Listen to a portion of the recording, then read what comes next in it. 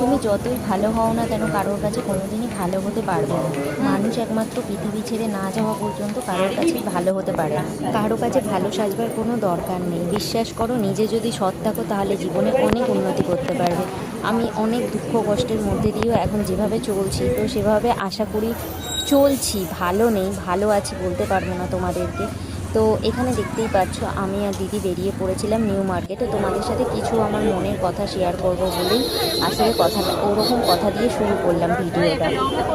অনেকেই আমার নামে অনেক বাজে কথা বলে, বাজে কমেন্ট করে। তো যাই হোক, এখন আর মানে এই সমস্ত কথা কোনো মাইন্ডে নিই না বা কথা কানে নিই না। আগে কথাগুলো শুনতাম আর তোমাদের দাদাভাইয়ের কাছে প্রচণ্ড পরিমাণে কাটতাম, তো এখন অত কিছু মনে হয় না।